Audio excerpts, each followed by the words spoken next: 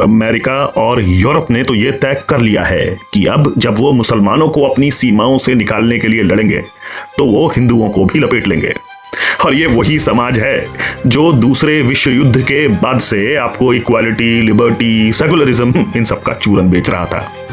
हिंदुस्तान को छोड़ दुनिया भर के बहुईश्वरवादियों के गले काटने में सफल होने के बाद इस्लाम, ईसाईयत और यहूदी वर्चस्व की लड़ाई पिछले 1500 सालों से लड़ ही रहे हैं।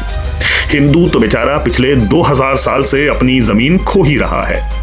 असली लड़ाई तो इस्लाम और ईसाईयत की हो रही है और छोटे मोटे प्लेयर जैसे कम्युनिस्ट, बुद्धिस्ट बीच बीच में आते रहते हैं।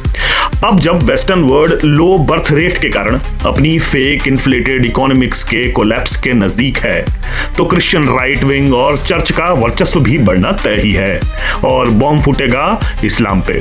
आप देखोगे अगले 2-3 साल में हर इस्लामिक माइग्रेंट एक क्रिमिनल की तरह एस्टैब्लिश हो जाएगा, क्योंकि क्राइम क्या है इसको तय करने के मानक तो केवल ईसाई दुनिया के पास ही हैं। हालांकि इस्लाम का नेचर है भी कुछ ऐसा कि वो मुसलमान को छोड़ किसी को जीने लायक मानता ही नहीं है।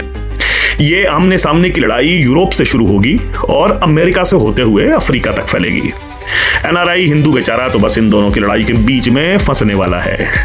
हालांकि अगर भारत सही से ये शतरंज खेल गया तो अपने हित बखूबी निकाल सकता है।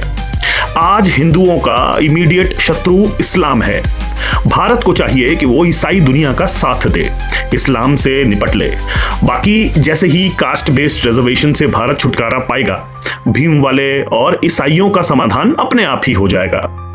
भारत के पास मौका है इस लड़ाई की आड़ में अखंड भारत के सपने को पूरा करने का। इस्लाम संख्या बल के अलावा कोई तरीका जानता ही नहीं दुनिया को अपने कब्जे में लेने का, और दुनिया जिस दिशा में जा रही है दुनिया संख्या से नहीं चलेगी भाई। जब रोबोट प्रेग्नेंट होने की जिम्मेदारी ले लेंगे तब इस्लाम का माइग्रेंट बनकर कब्जा करने का पैटर्न कहां चलने वाला है। 2050 तक संभवतः स्वर्ग दिखाने वाले सारे रिलीजन लुप्त हो जाएंगे। ये लड़ाई सिर्फ 25 साल की है।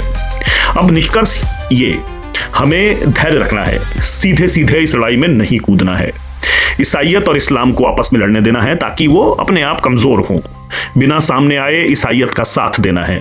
हाँ, बस अपने आंतरिक माहौल को लोहे के डंडे से दबाने में घबराना नहीं है।